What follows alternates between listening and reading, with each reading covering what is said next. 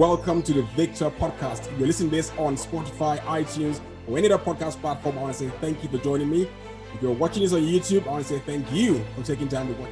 It's something very, very close to my heart, like so close to my heart. And I couldn't think of anybody else that could deal with it as much, as well as this powerful lady I have in front. So Chisom Chioma Ibe is a wealth educator. I told you the topic close to my heart, wealth.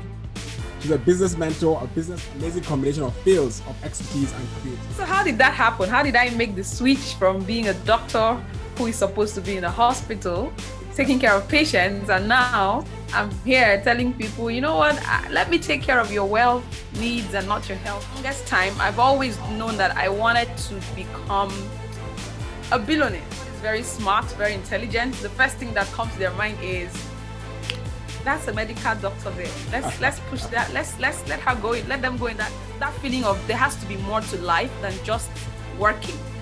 And that led me to, I think I had some level of credibility because they knew that she doesn't do anything that is not. If there's something, if she's paying attention to this, then there must be something there. But I had to be very strategic about it. People do not realize how powerful definitions are in the quality of their life, because life will not reward you according to your effort.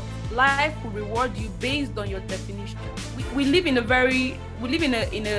material world that is governed by spiritual principles. It's first of all intangible before it is tangible. Hello everybody. I am super excited to have this wonderful lady in front of me, and I'm going to introduce her very, very shortly. And I want to say welcome to the Victor Podcast. If you're listening to this on Spotify, iTunes, or any other podcast platform, I want to say thank you for joining me. If you're watching this on YouTube, I want to say thank you for taking time to watch this too. And I've been looking for this conversation for quite a while because this topic is something very, very close to my heart, like so close to my heart. And I couldn't think of anybody else that could deal with it as much, as well as this powerful lady I have in front of me. So I'm going to introduce her, and she's going to surprise all of us. Don't worry, because when I looked at her bio, I was like, oh my Lord, definitely, this is somebody we have to have a conversation with. So guys, for the next 20, 25, 30 minutes, just sit back and get ready. I say, strap on your seatbelts because we're about to take off to somewhere really great. So Dr. Chisom Chioma Ibe is a wealth educator. I told you, the topic close to my heart, wealth. She's a business mentor, a business consultant, and has an amazing combination of fields of expertise and creativity. And she runs and facilitates executive consulting, mentorships, and leadership programs for businesses and owners and corporate organizations.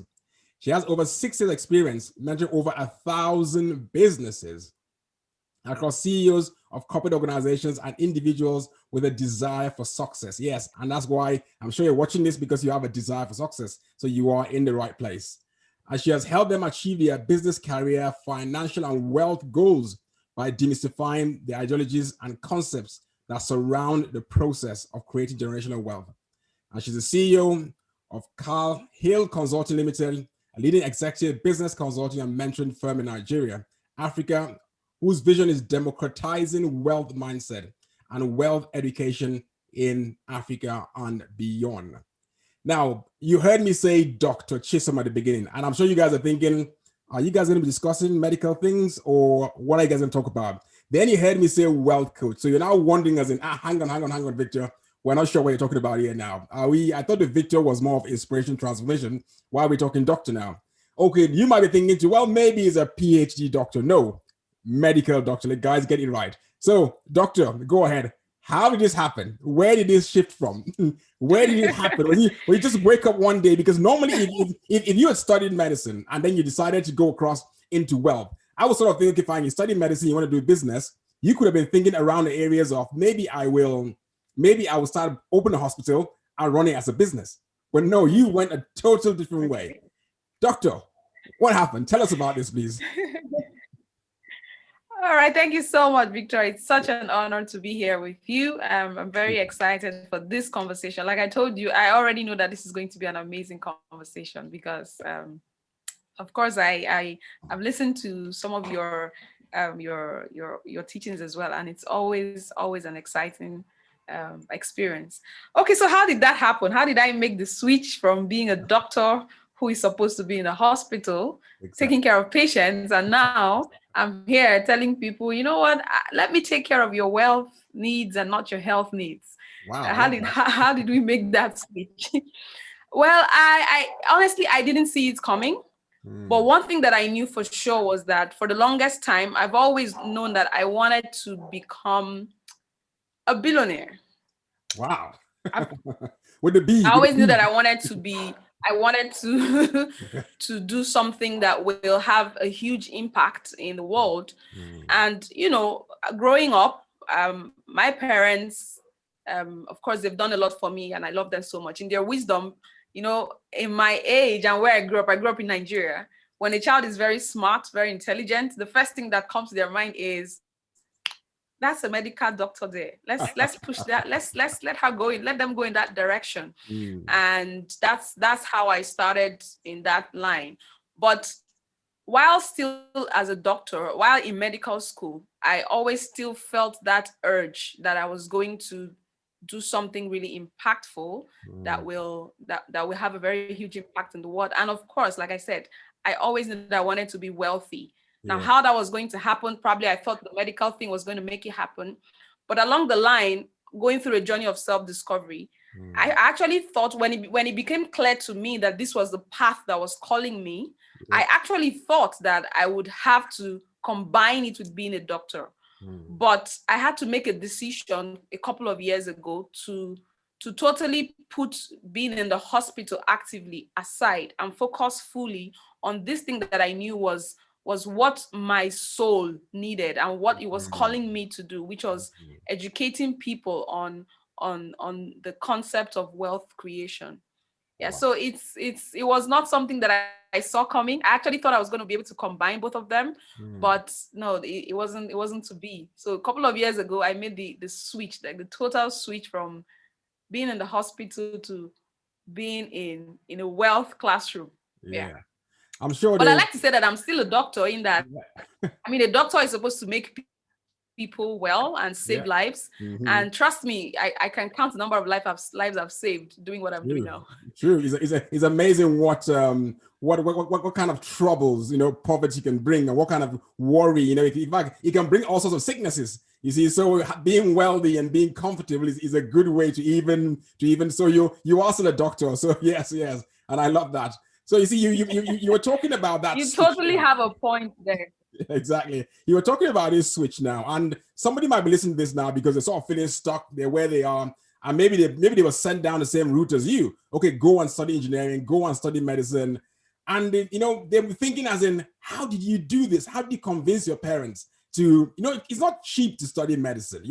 It's quite a few years in school. Exactly, it's a few years in school, all that school fees. And your parents be thinking, we've spent all that money. How did you convince them for them to even listen to you, to even allow you to do this? That's a very important question. It was not something that was very easy. But like I said, I appreciate my parents for all they've done for me.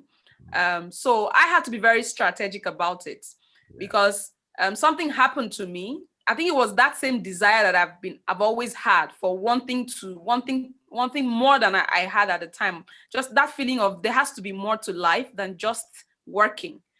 And that led me to something. I found myself attending a certain seminar some years back. And when I started hearing the things in the seminar, my mind was saying, this is exactly what I've been looking for. This is the kind of knowledge I know I've been looking for. Now, it wasn't like I went to my parents and said, listen, guys, I found it. I'm out of here. I had to be very strategic about it, appreciating the fact that these people have loved you and done this for you. But at the same time, I also came to the realization that this is my life and I have to take it in my own hands. So I was very strategic about it in that I brought in my mom first. So because I'm closer to her, I'm closer to her. So I had to use her as my shield. Like, look, it wasn't easy because even as close as I was to my mom, we had some back and forth. She was like, what are you doing? What's going on? And when something is still brewing inside of you, there's no clarity. So I couldn't say to them that this is what I want to do because it wasn't even clear yet. But I knew what I didn't want, even though what I wanted was not yet clear. Yes, yes. And what I didn't want was to be stuck working in a hospital. So what I did was I had to find a way to strategically bring my mom closer and explain to her and even show her by taking her to some of the classes I was attending at that time. Wow. So by the time she became a bit clear about what I was saying and the kind of knowledge I was receiving and what I wanted to do, even though it wasn't clear, it was easier for us to then ease into talking to my father and then my siblings and every other person who had questions, because everybody was expecting, so you're done with school now, where are you working? Anybody you talk to, what hospital are you working?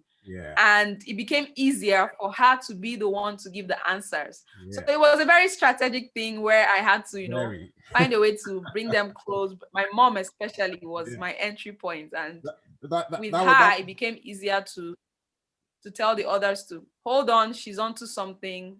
It will soon become clear. Wow, that was very strategic, I must say. So anyone listening, listen to that now. That was very, very strategic. Now, one thing I love that you said was you decided you knew what you did not want, even though you had no clarity about what you wanted. And I think that is very, very strategic, and that is very powerful. I think sometimes we spend too much time and energy trying to figure out what we want, even though it's not clear and we can't see it. But sometimes when you just think to yourself, you know what, this is what I don't want. You know, sometimes trying to find the right thing is about elimination. If you've taken off everything you don't want, what will be left? What will be left will be the one you actually want. Then you just go for it. So you did it, as in that is so powerful. As in, I'm in fact, I'm so inspired by that. You know, took out what you didn't want, and I love the strategy because you more or less created like democracy. You see, you started building numbers very slowly. So it was you and your mom. So obviously, by the time you went to your dad, it was 2 against 1. You know, then for your dad joined the group, then you're building a slow. Yeah, because it's a very serious situation. It is a serious situation, and you can, as a child who like you've stumbled into this new knowledge. You know that, listen, guys, there's something I just found out. We've all been living under a rock. There's so much knowledge. If we continue on this path, we're not gonna get anywhere. You don't just throw it at them. They've done something for you. So you have to find a way to, like you said, democratically. So for me, my mom was my entry point because I knew that I couldn't just go straight to my dad. And I think I had some level of credibility because they knew that she doesn't do anything that is not, if there's something, if she's paying attention to this, then there must be something there. But I had to be very strategic about it. And my mom was that's powerful. You see, and that's what I love. You see, like with this podcast, I talk about small wins and big victories, you see, and that was just strategy you used. The small steps, the small wins you created with your mom, then to your dad and to everybody else, and now you got the big win that you actually want. And if we're going to take a shift towards wealth now, I begin to wonder, okay, fine, you're a wealth coach, and people think about wealth in different ways. And people ask that question of, so maybe someone will say, oh, is it money in the bank account? You can find a guy who lives in a village, who is very quiet in his village. He has a beautiful house. He has his children are there, and he's just happy where he is. And he will say to you, no, I'm very, very rich. I feel very wealthy where I am. So what is wealth to you? What do you define wealth as? That's a very powerful question, because people do not realize how powerful definitions are in the quality of their lives. Because life will not reward you according to your effort. Life will reward you based on your definitions. It is your definition that drives what you do, that determines how much you can get from that thing. So that means if you have a limited definition of something, no matter how much effort you put into it, what you get will never go beyond the definition you've given to it. So I think my journey started on a very powerful note, because the first thing that happened to me was I had to go back and learn the process of defining. Then I then had to define wealth. And that was when I realized that the word wealth, because I came to realize that we live in a material world that is governed by spiritual principles, right? We live in a material world that is governed by spiritual principles. And anytime I try to define things, I always say, we have to go back to the roots, the origin of this word. Where did this word come from? What is the original intent that's behind this word, so that when you take it from that depth, then when you start coming up, because if you take wealth just from the surface, which is money, investment, there's a whole lot that you've lost. And that's why people chase the money and never getting wealthy, because they don't know the definition of wealth. Wow. So wealth is, from the studies that I have done and for all the things I have learned, I had to go back to the Bible, because like I said, we live in a material world that is governed by spiritual principles. Yes. And I had to go back and say, okay, what guides my spiritual understanding is the Bible. And not because I'm a Christian or anything, which I am, proudly so, but this is a book that has stood the test of time. This is a book that has passed through generations and is still, that's the power of the words in it are still active till today. So let me go back to the Bible and check that word wealth and understand what it means from the original Hebrew meaning of the word wealth. Now, in Deuteronomy 8:18, it says, "It is I, the Lord your God, that has given you the power to get wealth." So I then check, so that word wealth, what does it mean? What is the original Hebrew intent? Because the Bible is a Hebrew text that is translated into English. So you can't just take it off of it and say wealth means money. And guess what, Victor? When they checked the meaning of that word, it meant virtue, valor, force, army. So that told me that wealth is, first of all, intangible before it is tangible. So wealth is the sum total of your virtues. It is, first of all, intangible before it is tangible. So wealth is not cash. Wealth is not money. Wealth is not investment. Wealth is the sum total of the virtues that reside in you, which you have brought out to the world as a value for which you can then be paid. So if there is something you do for which it didn't come through your virtue, it's not sustainable. And what I also discovered is that wealth by its very nature is generational. It is.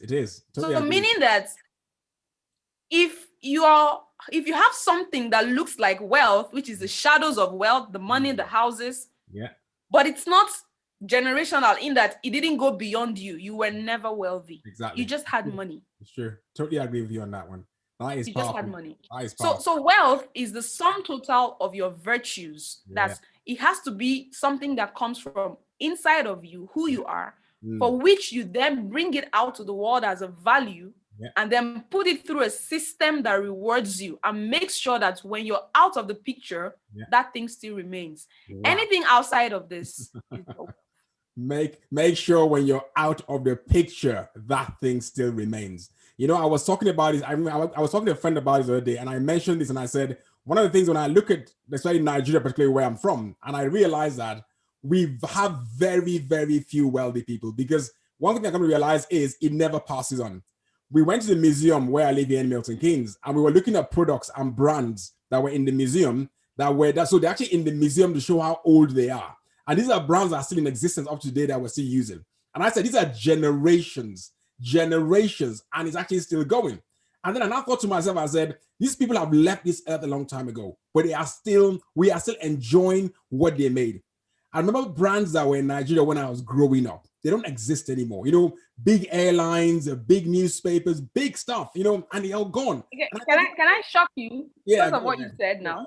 I attended a conference some time ago. It was a conference that was targeted at generational businesses in Nigeria.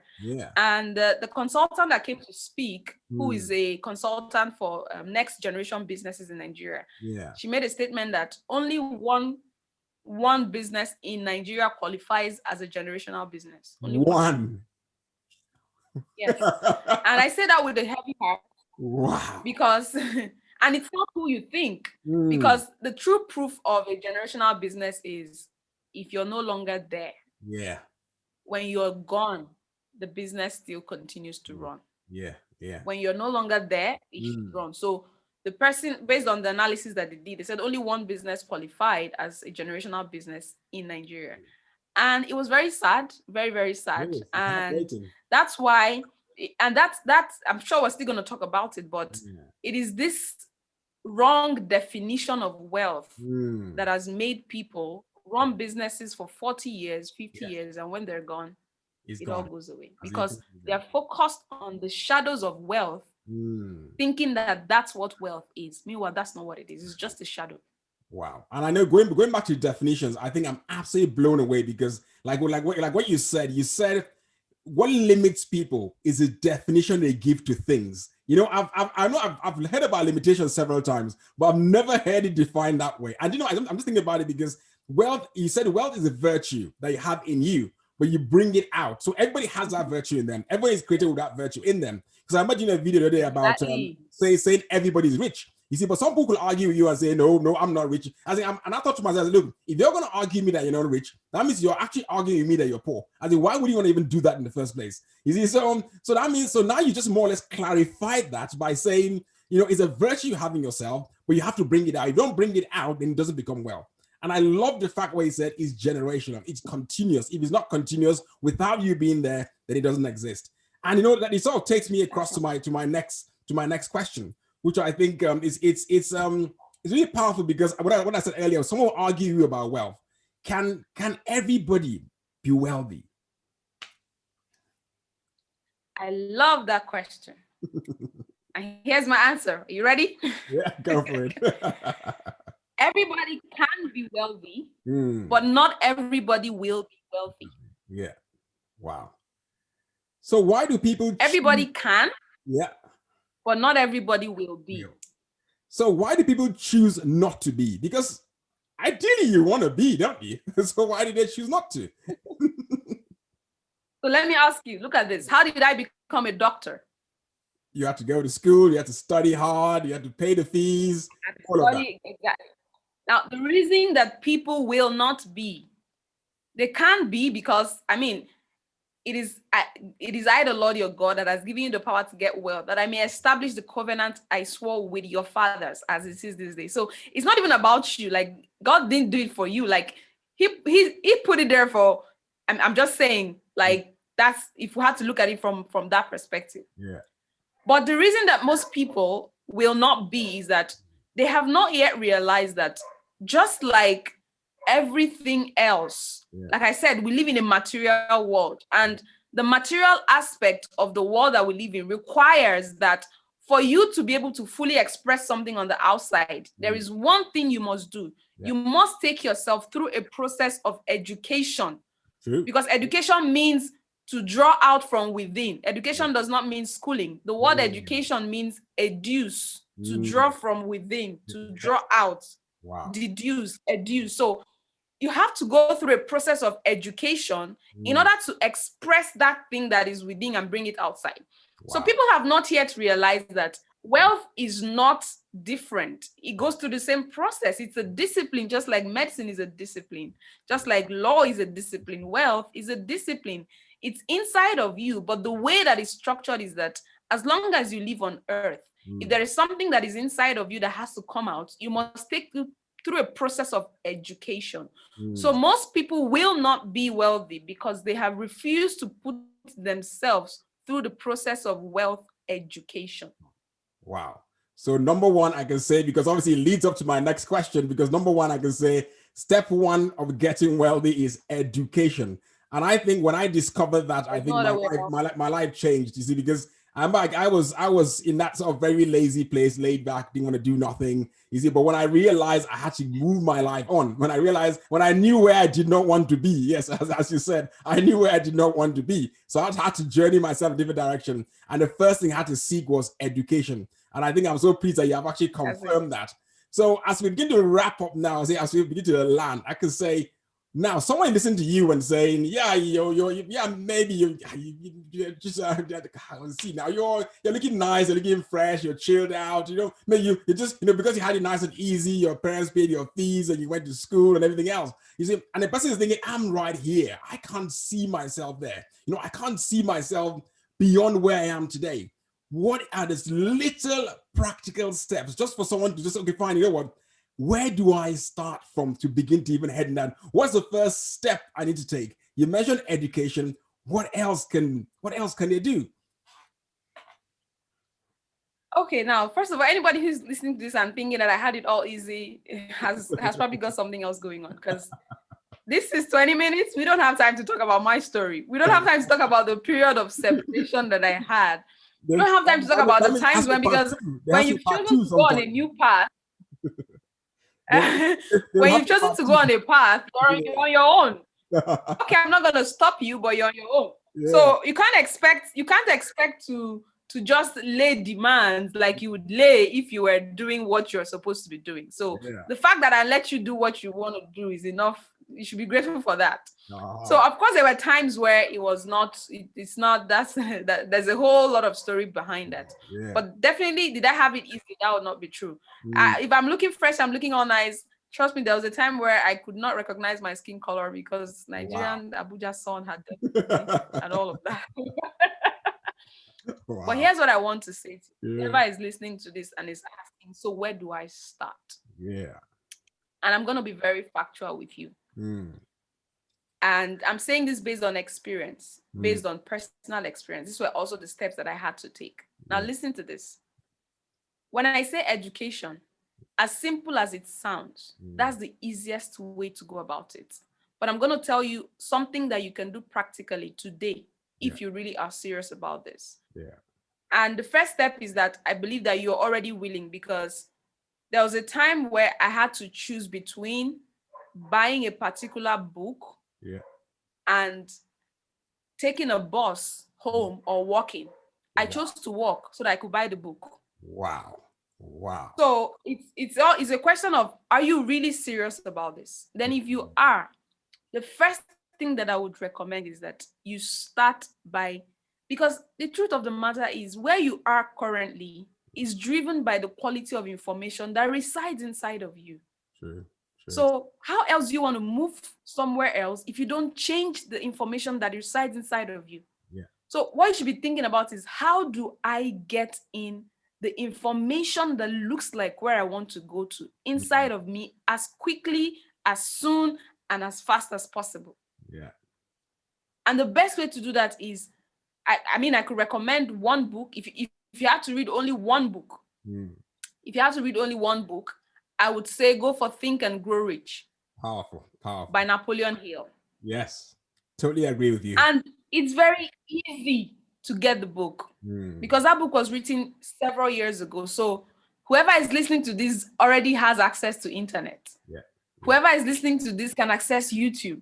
So you don't even need to buy the book. You can actually, there are two things I'm going to recommend. One is get the book. You can actually go on YouTube right now and type Think and Grow Rich. If it's the audio book, I'm sure that book is in a public domain at this time. You can listen to it. And then another thing that I did that I would recommend for the person, because listen, what we're trying to do here is we're trying to get you away from where you currently are as fast as possible. So there's no time for you to start dilly-dallying and say, okay, well, you know, if you have a phone right now and there's music in that phone, this might sound a bit too extreme. I need you to clear your music library and replace it with audiobooks. Wow. For the next 1 month, just clear your music library just for a month. Don't listen to music. Listen to books. Have conversations with billionaires, even though you've not met them. Because that is the only way you can drive away the current information that powers your life that you don't like and replace it with information that looks like where you want to go. True. There's I mean, I could tell you, well, you know, go and start investing, budget, all of those things. If you do it on a faulty foundation, you're going to find yourself back to where you started. I've been there before. I did all that. I worked, hustled year in, year out until I realized something is missing. And when I found what was missing and I began to fix it, which was the mind that was powering my life, I realized I was surviving. I was running on a survival mindset. I had to replace it with a wealth mindset, and things began to take off. Wow.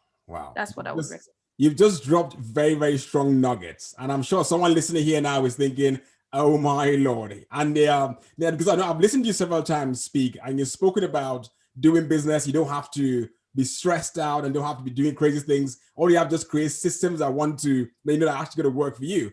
And I want people listening to us, maybe, because I want them to go looking for you because we can't put everything in these 20 minutes. So in as much as we can say, yeah, most likely there'll be a part 2, but I think they'll be thinking now, I need to connect with this person.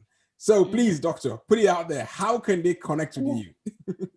Okay, right now I'm on social media, fully on social media. The best place to find me more active is on Instagram. I'm on Instagram and I'm on Facebook. I'm on LinkedIn, of course, Twitter. We're on Twitter, but but Instagram is where I'm most active, and my handle is at Chisom Chioma. Those are my 2 names, Chisom Chioma. At Chisom, that's my Instagram handle. Of course, my Facebook is Chisom Chioma Ibe, but Instagram is where I am most active. So on Instagram, I give out free content. That's where you get most of my free content. And I think I also have a free ebook for somebody who's trying to make that shift from all the hustling and struggling and wants to start deliberately creating wealth. There's a free ebook that I have that you can find on my Instagram link. But that's for my free content on Instagram, on Facebook, but Instagram majorly. So the handle is Chisom Chioma. Beautiful. So don't worry, guys. I'm sure it's come up on the screen already. So make sure you take it down, grab your phone quickly, and make sure you follow her, because I go there for my value. Every time she appears on that red chair, I know there's time for value. I was walking through shops today and I spotted a chair that looked like that one, but it wasn't red. And I know, no, it's not red. I'm not going to buy it, you see, because it was red. So when I sit down on a red chair, we're doing red chair conversation. But you know what? I've had a fantastic time, and I wish we had so much time. But because this podcast is targeted at those who are maybe starting off, I'm trying to keep them nice and short so that they can, they can actually listen to it and learn. But at least I'm glad that you've given them places they can go to, so they can go and connect with you and they can learn more from you. And I'm sure you got more and more things out there for free. Once you guys have consumed the free one, if you want to reach out to her, you can. I'm sure she has the courses you can buy and things that you can do. But at least she's got you on track and got you started. So guys, connect with Doctor, because I know, just look at what we got in this short time. Imagine what you're going to get later. So, Doctor, I want to thank you so much for your time. I really appreciate you. When I put the message out there and said, will you come on this podcast? When you said yes, I was jumping for joy, because I knew that, you're going to give us so much value. So thank you so much for being here. I really, really appreciate that. Thank you for having me. It's been an awesome conversation. So thank you and thank you very, very much. So, guys, connect with your doctor, and I look forward to see you guys in the next episode. This is the Victor Podcast. Thank you very much.